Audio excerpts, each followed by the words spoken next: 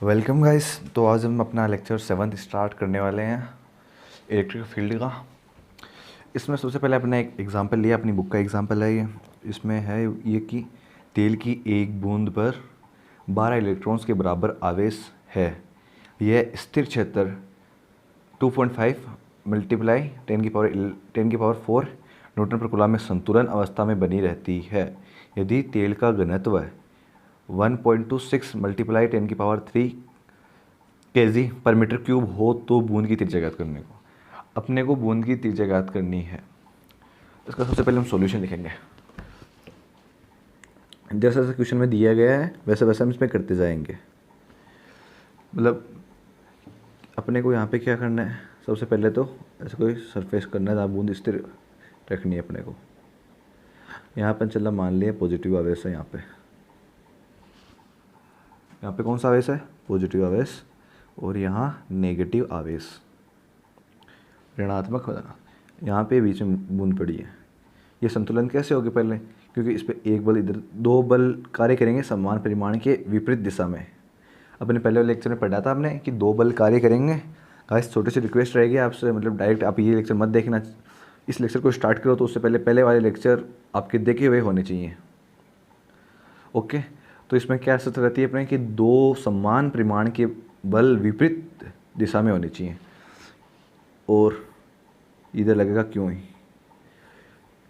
Negative आवेश, ये positive आवेश, इधर ये स्थिर है। अर्थात हम उसको क्या लिख सकते हैं कि स्थिर अवस्था के लिए हम इसको ये भी लिख सकते हैं ना, mg = QE। क्योंकि ये बूंद स्थिर है, क्वेश्चन में अपने को दे रखा है द्रव्यमान इंटू आयतन गुणा घनत्व, फिर m का माना जाएगा। ये v माने आयतन, रो माने घनत्व। यहाँ पे क्या है? आयतन गुणा क्षेत्रफल। अपन इसको आयतन गुणा क्षेत्रफल मानेंगे तो इसका सबसे पहले आयतन कितना होगा? आयतन गोले की बूंद है तो गोले का आयतन कितना होता है? 4/3 πr³। और रो यहाँ पे रख देंगे। फिर यहाँ पे लिख देंगे अपन कि यहाँ r बूंद की त्रिज्या, v बूंद का आयतन और रो तेल का घनत्व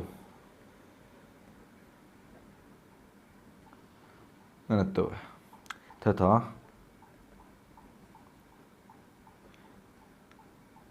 इसमें क्या आपने क्या लिखा हुआ है कि जहाँ r बूंद की त्रिज्या है, ये है जो बूंद की त्रिज्या है। v से डिनोट किया है अपने बूंद का आयतन, आयतन गुणा घनत्व द्रव्यमान होता है। ये अपने यहाँ पे ये हो गया तेल का घनत्व है। फिर अपने Q = NE पुट कर दिया। अपने को पता है शुरू से पढ़ते आ रही है फॉर्मूला अपन, Q = NE। तब 4/3 πr³ रो इंटू जी। क्योंकि रो इंटू जी कैसे आया? क्योंकि ये mg के इक्वल है और QE का मान यहाँ से अपन ने mg के इक्वल रखा तो ये 4/3 πr³ रो इंटू जी आएगा। अपन ने m यहाँ से लिखा है ना, m का मान यहाँ से ये है। आपको अच्छे से समझाता हूँ, m का मान ये है और ये g है तो यहाँ पे अपने g लिख दिया। टोटल mg का मान हो गया। = अपन क्या लिख सकते हैं? विद्युत क्षेत्र Q = NE और ये वाला E। ओके, ये अपनी समीकरण यहाँ से आ गई। तो हम यहाँ से r बराबर क्या लिख सकते हैं? इनका इधर उधर इनको कर देते हैं समीकरण में, तो क्या हो जाएगा? ये 3 डिवाइड में है, यहाँ पे मल्टीप्लाई में आ जाएगा 3NE। फिर डिवाइड में, अभी ये सारी चीज़ें मल्टीप्लाई में है तो यहाँ इस तरफ आएंगी तो ये डिवाइड में हो जाएंगी। 4 पाई रो इंटू जी कोष्टक बंद, और फिर ये जो क्यूब है वो आर का क्यूब है वो इधर जाएगा, तो ये 1/3 में कन्वर्ट हो जाएगा। कैसे? क्योंकि आर का क्यूब भी तो है इधर, तो आर के क्यूब को मैंने एक ही लाइन में सब बता देता हूँ मैं आपको। पहले ये बटा 3 था, ऊपर चला गया, ये ऊपर था गुणा में था, ये नीचे सारी चीज़ें भाग में आ गई। फिर बचा क्या अपने पास? आर का क्यूब बचा। आर के क्यूब का इधर किया तो 1/3 हो गया। अब जितनी भी राशि दी हुई है अपने उन सब का यहाँ पे मान रख देते हैं आराम से। तो अपने को आर इक्वल्स टू रखेंगे 3×12 है। नंबर ऑफ इलेक्ट्रॉन्स यहाँ पे दिए हुए हैं क्वेश्चन में 12 इलेक्ट्रॉन, तो अपने 3×12 लिख दिया। ओके, फिर अपने एक इलेक्ट्रॉन 1.6 × 10⁻19। फिर ई विद्युत क्षेत्र, विद्युत क्षेत्र में कहाँ स्थिर विद्युत क्षेत्र, कौन सा स्थिर विद्युत क्षेत्र है? ये वाला। अपने को इस वाला पुट कर देंगे यहाँ पे 2.55 × 10⁻4 कोष्टक बंद। ये ऊपर वाली सारी बातें होगी। फिर नीचे क्या बता 4 × पाई का मान अपने ले लेंगे 3.14 मल्टीप्लाई रो का मान घनत्व कितना दे रखा अपने यहाँ पे 1.26, तो अपन यहाँ से रो का लिख देंगे 1.26 मल्टीप्लाई 10⁻3। अपने को रो का मान दे रखा है, और मल्टीप्लाई बाई जी का मान लिख देंगे अपन 9.8 लिख दो, चाहे 10 लिख दो, 10 लिख देते हैं। अब इसको सॉल्यूशन करेंगे तो गाइस काफ़ी बड़ी क्वेश्चन है ये। क्वेश्चन में जनरली नहीं आती इतनी बड़ी, मतलब आपने को यहाँ से कंसेप्ट सीखना है कि बिंदु होता है जो वो बूंद है वो स्थिर कैसे है, क्योंकि उस पर 2 बल कार्य कर रहे हैं तब वो स्थिर है। अपने को लास्ट में ये आ गया। मैं आपको इसको सच बताऊँ, मैं खुद कैलकुलेटर से कर रहा हूँ इससे, ये मैं अभी 1 मिनट में करके आपको बता देता हूँ। ये आएगी 9.8 × 10⁻⁻7 मीटर, समथिंग यहाँ तक आएगी। थोड़ा बहुत पॉइंट में ऊपर नीचे हो सकता है, लेकिन यहाँ तक ही आएगी। ओके गाइस, तो अपने काफ़ी अच्छा क्वेश्चन लिया है अपनी बुक का। इसमें नॉर्मल सी बातें हैं, जो चीज़ें दी गई हैं उनको ऐसे वैसे करते जाओ। जो चीज़ इसकी इक्वल है उसको इक्वल कर दो, उसको स्थिर रखने के लिए एफ जी को अपने क्यू ई कर दिया। ओके, तो अब अपन एक और एग्जाम लेंगे छोटा सा, उसके बाद में अपन इलेक्ट्रिक फील्ड लाइंस पढ़ेंगे, विद्युत क्षेत्र रेखाएं। अपना नेक्स्ट एग्जाम्पल है, मैं इसको आप लिख देता हूँ पहले। तो गाइस अपना क्या क्वेश्चन है कि एक 5×10⁻⁻4 कूलम आवेश पर 2.25 न्यूटन बल कार्य करता है। उस बिंदु पर विद्युत क्षेत्र की तीव्रता ज्ञात करनी है अपने को। तो यहाँ अपने को क्या दे रखा है क्वेश्चन में, जो दे रखा है गाइस क्वेश्चन से ही अपना आंसर आएगा, मतलब आंसर क्वेश्चन में ही होता है। अपने को बस फॉर्मूला पुट करके या लॉजिक से कैसे भी करके आंसर तक पहुँचना होता है। ये क्यू नोट अपने को क्या दे रखा है, ये इतना दे रखा है। एफ इक्वल्स टू क्या दे रखा है 2.25 × n, और अपन ने ये फॉर्मूला पढ़ा हुआ है। विद्युत क्षेत्र की तीव्रता बराबर क्या होता है, F equals to Q naught, ये अपने फॉर्मूला होता है। मैंने आपको पहले इसके जस्ट पहले वाले लेक्चर में आपको ये मैंने फॉर्मूला बताया हुआ है। फिर उसको बॉक्स में फिट कर देता हूँ। कुछ क्वेश्चन नहीं है, मतलब अपने क्वेश्चन करते तो उसका सोल्यूशन हो ही गया। इसका मान रख दो 2.25 डिवाइड बाई 5 × 10⁻⁻4। इसको ऊपर लेके जाएंगे तो ये प्लस में हो जाएगी, प्लस में हो जाएगी। तो कैसे करेंगे इसको 2.25 मल्टीप्लाई 10 की पावर प्लस में 4, ऊपर नीचे माइनस में ले जाएंगे प्लस में डिवाइड बाई 5, और इसको करेंगे तो 4.5 × 10⁻3। ओके, इसका मात्रक अपने को जरूर लिखना है। हम पीछे वाले क्वेश्चन में देखते हैं अपने मात्रक लिखा है नहीं लिखा। मात्रक लिखा है अपन ने, मात्रक अपने को इंपॉर्टेंट होता है। अगर लास्ट में मात्रक नहीं लिखेंगे तो गाइस अपना टीचर को लिखे बताना ही पड़ता है ये, वरना अपने जो मार्क्स होते हैं वो कट जाएंगे इसमें। सब्जेक्टिव टाइप के पेपर में अपने मार्क्स के लिए सबसे होता है मात्रक। तो गाइस अब हम स्टार्ट करने जा रहे हैं अपना next topic, electric field, electric field lines, विद्युत क्षेत्र रेखाएं। तो गाइस हम आज स्टार्ट करेंगे अपना ये विद्युत क्षेत्र रेखाएं, मतलब ये अपना सेकंड लास्ट टॉपिक है अपने इस चैप्टर का। इसके बाद में अपने पास डाइपोल मोमेंट बचेगा, उसके बाद में अपना ये चैप्टर कंप्लीट हो जाएगा। तो बुक में तो नियम दिए हुए हैं काफ़ी सारे, मैं उनको अलग अलग करके एक एक नियम को डायग्राम के साथ समझाऊंगा आपको। बुक की लैंग्वेज अपन नहीं करेंगे, लैंग्वेज नहीं है, इनको डायरेक्ट इनके इक्वेशन नहीं पूछते अपने को, इनके जो शर्त होनी चाहिए वो आगे वाले 3-4 चैप्टर में लगातार काम आएंगे अपने। तो अपने को क्या करना है, उनको समझना बेटर तरीके से। आपको लैंग्वेज बिल्कुल मैं आसान से लिखवाऊँगा, मतलब पहले थोड़ी सी लैंग्वेज फिर उसका डायग्राम, तो इसको आपको आसानी से समझ में आ जाएगा। तो सबसे पहले अपने को पता होना चाहिए कि विद्युत क्षेत्र रेखाएं होती क्या है। मतलब ये है प्लस क्यू आवेश, इससे मतलब ये इसकी ये विद्युत क्षेत्र रेखाएं निकल रही है यहाँ से, काफ़ी पास पास होंगी ना ये, ऐसे ऐसे ऐसे ऐसे। मैं डिनोट कर देता हूँ आपके लिए आराम से।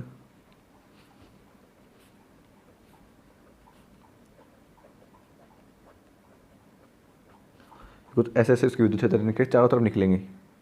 यहाँ पे इनकी बीच की दूरी कम है, यहाँ पे ज़्यादा है, तो इसके लिए हम क्या लिखेंगे, विद्युत क्षेत्र को व्यक्त करने के लिए, विद्युत क्षेत्र को व्यक्त करने के लिए प्रयुक्त काल्पनिक रेखाएं जो विद्युत क्षेत्र के परिणाम व दिशा को व्यक्त करती हैं। मतलब विद्युत क्षेत्र रेखाएं क्या होती हैं कि जो विद्युत क्षेत्र को व्यक्त करने के लिए प्रयुक्त काल्पनिक रेखाएं, यहाँ पे काल्पनिक रेखाएं दिखाई थोड़ी देते हैं, विद्युत क्षेत्र की रेखाएं जो विद्युत क्षेत्र के परिणाम व दिशा को व्यक्त करती हैं। इनसे दिशा है इनकी, इनकी सबकी दिशा इधर होगी, इधर होगी, इधर होगी, इधर होगी, इधर होगी, सबकी दिशा अपने को इधर ही होगी। सबकी A to Z की दिशा अपने यहाँ से इधर ही होगी, यहाँ क्योंकि यहाँ से निकल रही हैं तो इनकी दिशाएं इधर होगी। ओके, तो अब इनका एक गुणधर्म स्टार्ट करने जा रहे हैं वैसे। तो पहला उन गुणधर्म के पॉइंट से करेंगे। तो अपना पहला पॉइंट क्या होगा इसमें, ऐसे लिख देते हैं हम गुणधर्म।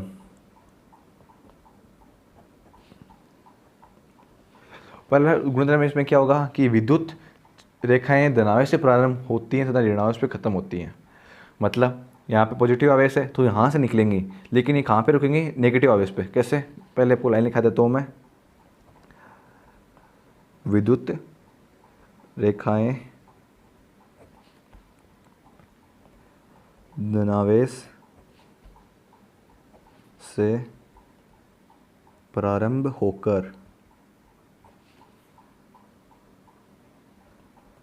ऋणावेश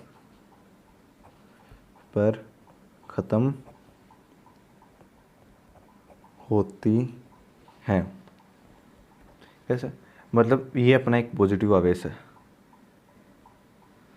यहाँ से विद्युत क्षेत्र निकल रही है, ये निकल गई यहाँ की ओर, ये निकल गई यहाँ की ओर, यहाँ से निकलेंगी, यहाँ से विद्युत क्षेत्र निकलेंगे। और जो नेगेटिव आवेश होगा, मतलब ये अपने पास ऋणात्मक आवेश है, तो ये यहाँ में आके मिल गई, यहाँ से इस पर आके ख़त्म होंगी, ये इससे कभी निकलेंगी नहीं। नेगेटिव की तरफ इनका मुंह तीखा होगा, अपने को यार ये इस तरह से दिमाग में रख सकते हैं कि नेगेटिव की तरफ इनका मुंह तीखा होगा और इनकी तरफ बड़ा मुंह होगा।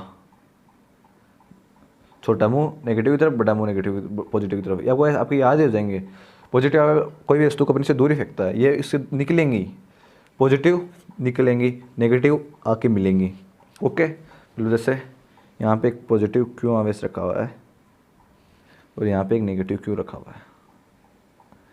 कोई विद्युत क्षेत्र का स्टार्ट भी यहाँ से, ये ले यहाँ पे आके मिल गई, ये यहाँ पे आके मिल गई इसमें, ये यहाँ पे आके मिल गई, फिर ये यहाँ पे यस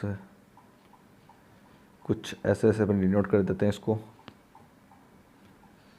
फिर ये इस पे आके मिल रही है, ये इससे यहाँ से निकल रही है। कुछ ऐसा सा कुछ सिस्टम होता है विद्युत क्षेत्र रेखाओं का। सबसे छोटा सा पॉइंट है ये अपने। फिर दूसरा पॉइंट होता है कि मतलब अपने तो नेक्स्ट पॉइंट है, उसमें क्या है कि क्या लिखेंगे मैंने, विद्युत बल रेखा, विद्युत बल रेखा के किसी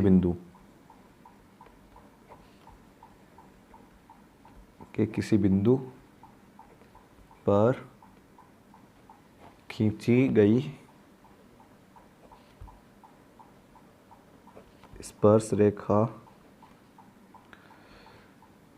उस स्थान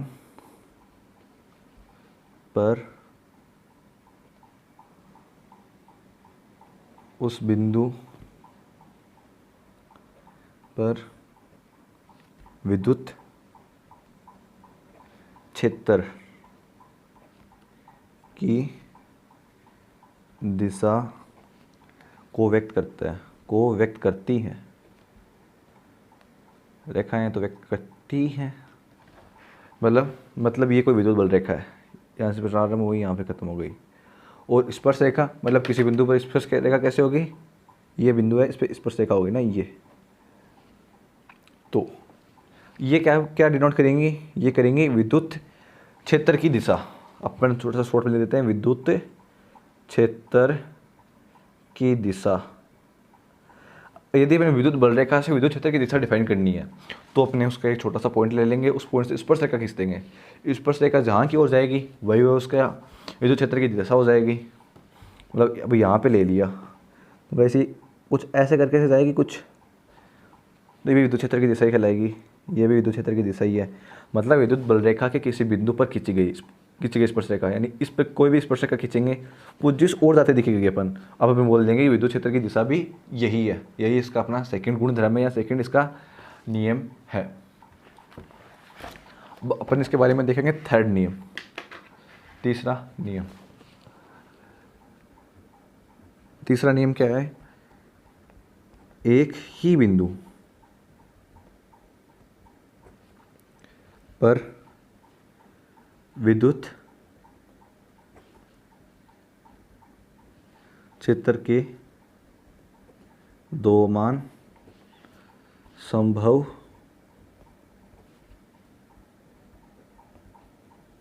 नहीं है। कैसे संभव नहीं है, मतलब इसका क्या मतलब हुआ कि मतलब ये कोई विद्युत रेखा इधर से इधर जा रही है, अब कोई दूसरी रेखा इसको काट नहीं पाएगी,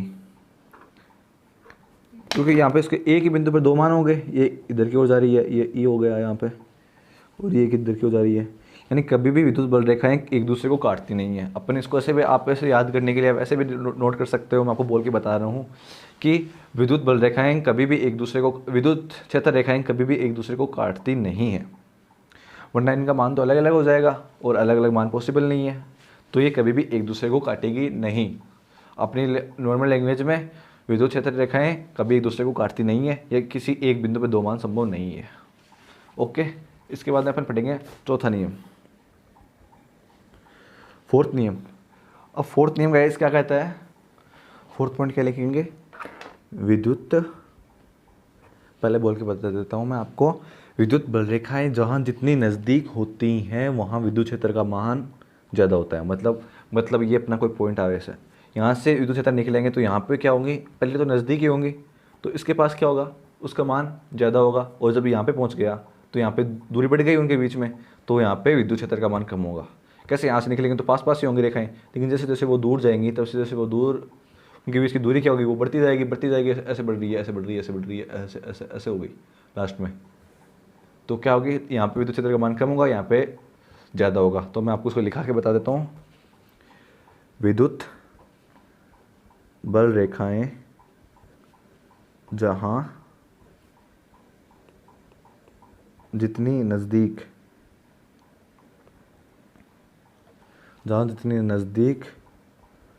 होगी वहाँ विद्युत क्षेत्र का मान ज़्यादा होता है। कैसे, मतलब यहाँ से रेखाएं निकल रही है,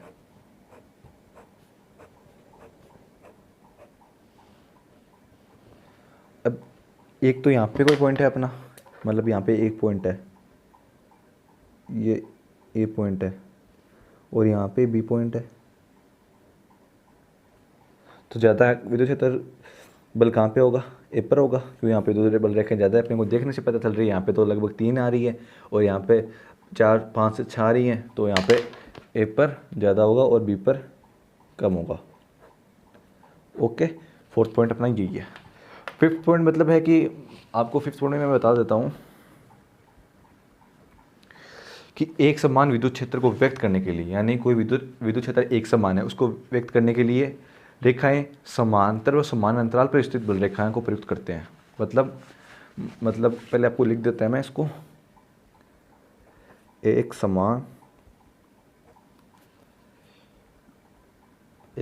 विद्युत क्षेत्र को व्यक्त करने के लिए, एक समान क्षेत्र को क्षेत्र करने के लिए समांतर व समान अंतराल पर स्थित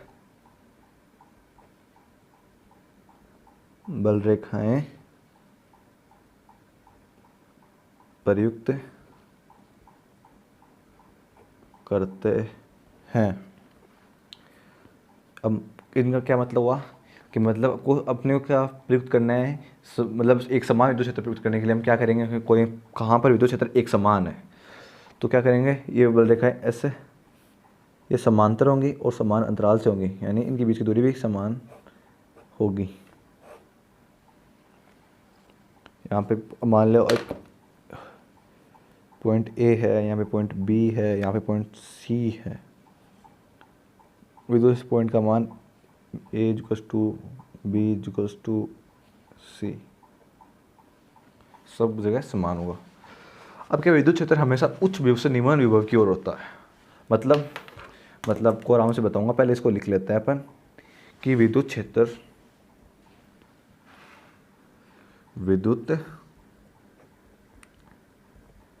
क्षेत्र हमेशा उच्च विभव से निम्न विभव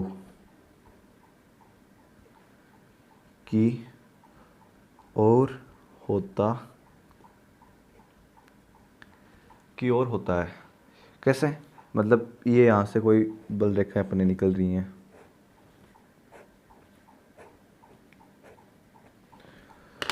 यहाँ पे पॉइंट ए है, यहाँ पे है पॉइंट बी, तो ए पर ज़्यादा होगा वह विद्युत विभव वी पर कम। विभव का नाम टेंशन, मतलब विभव का पूरा चैप्टर है अपने आगे, थर्ड चैप्टर पूरा विभव का ही है, जो भी चैप्टर आएगा अपना। लेकिन यहाँ पे कैसे, मतलब हमेशा उच्च विभव से निम्न विभव की ओर होती हैं। पहले विभव यहाँ पे उच्च है, यहाँ पे कम है, तीर के निशान के पास वाली जगह पे विभव हमेशा कम होगा, मतलब जिधर की ओर जा रही है ना वहाँ पे कम होगा, और जिधर से आ रही है ना मतलब वहाँ पे ज़्यादा होगा। इनमें ये कॉम्बिनेशन रहता है, इधर ओर जा रही है तो इधर कम होगा। अब मान लो इसी पे मान लो एक छोटा सा, आपको नोट नहीं करना है, मैं आपको अलग से बता रहा हूँ। अब मतलब यहाँ पे बिंदु बी है और यहाँ पे बिंदु कोई सी है, ये रेखा को अपन ने और आगे बढ़ा दिया। आपको ये नोट नहीं करना है, मैं आपको इसमें बता रहा हूँ आगे। ये पॉइंट सी है, तो पहले कौन सा पॉइंट है जहाँ से आ रही है वहाँ पे पहले कौन सा पॉइंट है, बी पॉइंट है, तो यहाँ पे वी बी ज़्यादा होगा वी सी से। अब गाइस मुझे लगता है आप सबको समझ में आ गया होगा। ये अपना इसका छठा गुणधर्म है, इन रेखाओं की विशेषताओं के बारे में छठा पॉइंट अपना यही है, सिक्स पॉइंट। ठीक है, अब गाइस सातवां पॉइंट अपने कॉमन सेंस का है। वैसे common sense is not will be common, but अपने इस पॉइंट को लिख देते हैं। मतलब क्या पॉइंट है अपना सेवन्थ पॉइंट, मैं आपको लिख के आराम से बताता हूँ उसके बारे में कि वह स्थान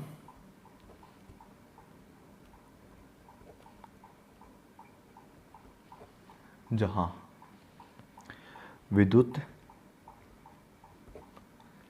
क्षेत्र शून्य होता है, वह स्थान जहाँ विद्युत क्षेत्र शून्य होता है, विद्युत बल रेखाएं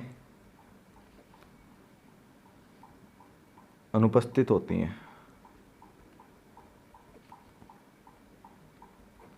मतलब कॉमन सेंस का वो बात है, जहाँ पे मतलब विद्युत क्षेत्र शून्य होगा वहाँ पे विद्युत बल रेखाएं नहीं होंगी, तभी तो वहाँ पे शून्य होगा। अगर वहाँ पे विद्युत बल रेखाएं होती तो कुछ ना कुछ तो मान होता ना। तो वहाँ पे जहाँ पे विद्युत क्षेत्र विद्युत बल रेखाएं नहीं है वहाँ पे विद्युत क्षेत्र शून्य होगा। ओके गाइस, अपना छोटा सा बिल्कुल 7th पॉइंट है ये। इसके बाद में देखते हैं अपनी 8th पॉइंट। 8th पॉइंट का क्या है कि चालक के अंदर विद्युत क्षेत्र शून्य होता है, इसलिए चालक के अंदर कोई रेखाएं नहीं होती। कैसे? नहीं गाइस, ये पता आगे बताएंगे पूरा चालक के बारे में आपको। फिर यहाँ पे एक छोटा सा चीज़ आप दिमाग में रख लो कि चालक के अंदर विद्युत क्षेत्र शून्य होगा, इसलिए चालक के अंदर कोई विद्युत रेखाएं नहीं होती। अब चालक के अंदर विद्युत रेखाएं थोड़ी होगी, चालक की से टकराएंगी और बाहर की ओर चली जाएंगी। आपको डायग्राम से बताता हूँ, पहले इसको लिख लेते हैं अपन। कोई जो 9th पॉइंट है ना वो इससे पे बेस्ट है।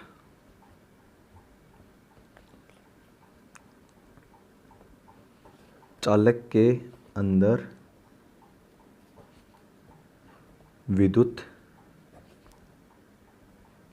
क्षेत्र शून्य होता है, इसीलिए चालक के अंदर कोई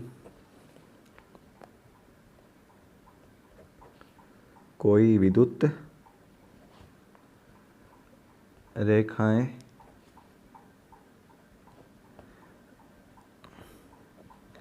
ये बात चालक के अंदर विद्युत क्षेत्र शून्य होता है, इस बात को हम आगे डीपली पढ़ेंगे बिल्कुल पूरा। अभी तो आपको ये दिमाग में रख लो कि चालक के अंदर विद्युत क्षेत्र जो होता है वो शून्य होता है। अपन पिछले वाला पॉइंट क्या पढ़ा था कि जहाँ विद्युत क्षेत्र शून्य होगा वहाँ विद्युत बल रेखाएं उपस्थित नहीं होंगी। आप मान लो ये कोई चालक है, डायग्राम बता दे रहा हूँ डायग्राम से आपके। मुझे पता है अभी किसी के समझ में नहीं आया, किसी के समझ में नहीं आया। इसमें पॉजिटिव आवेश है,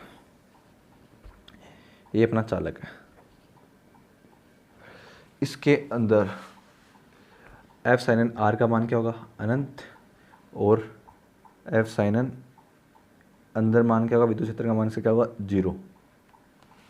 तभी इसके अंदर कोई विद्युत बल रेखाएं उपस्थित नहीं होंगी। अब फिर आप कहोगे कि इसके विद्युत रेखाएं इस पर टकराएंगी तो कैसे जाएंगी? उसी पे बेस्ट अपना 9th पॉइंट है। 9वां गुणधर्म क्या है इसका कि बल रेखाएं सतह के लंबवत होती हैं। बल रेखाएं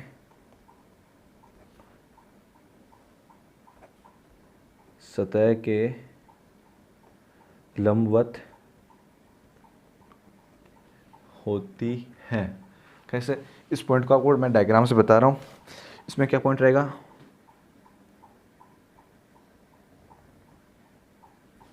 ये मतलब अपना कोई चालक है, इससे कोई विद्युत ये मतलब विद्युत बल रेखाएं आ रही है तो ये इसे 90 डिग्री पर टकराएगी, न कि किसी और कोण पर। यहाँ से ये आ रही है, ये कुछ ऐसा, इसका 90 डिग्री कोण ही होगा। मतलब ये कोण 90 डिग्री का ही होगा। 90 डिग्री लंबवत का मतलब 90 डिग्री। और यहाँ पे अपन पॉजिटिव आवेश मान लेंगे।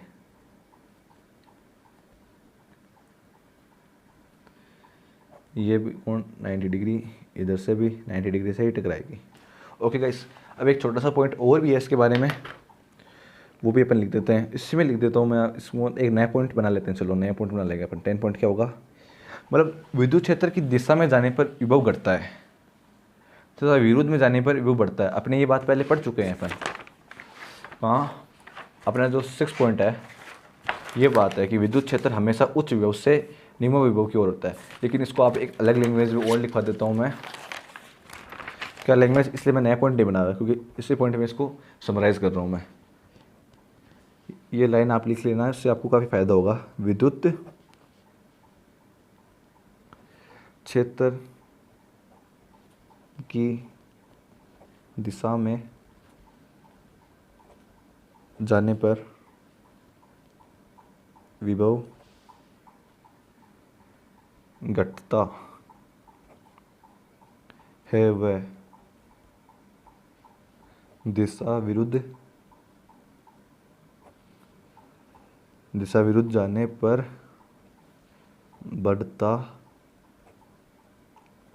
बढ़ता है। तो गाइज़ ये अपने इसके जो 9 पॉइंट है, जो इसके 9 गुणधर्म है, वो कंप्लीट हो चुके हैं। अब मैं क्या करता हूँ कि अब मैं इस लेक्चर में आपको इनसे संबंधित मतलब कोई इससे रिलेटेड एक भी क्वेश्चन नहीं कराऊंगा। क्यों? क्योंकि आपने रिसेंटली अब अभी भी पढ़े हैं इनको, आप इनको अब दोबारा, अब जब तक आपको ये याद नहीं होंगे तब इनसे क्वेश्चन करें क्या मतलब है? आपको याद ही नहीं है चीज़ें। अब आप इसको आगे वाले लेक्चर में इससे रिलेटेड 3-4 क्वेश्चन करेंगे शुरू में, और आगे वाला अपना जो डाइपोल मोमेंट है वो अब कंटिन्यू करेंगे। एक मिनट गाइस, रुको रुको। अब चैनल पे नए हो तो प्लीज़ यार सब्सक्राइब कर देना यार, और लाइक बटन पे हिट करना। उससे यार रियली मैं मोटिव होता हूँ, मुझे मोटिवेशन मिलता है। Thank you guys.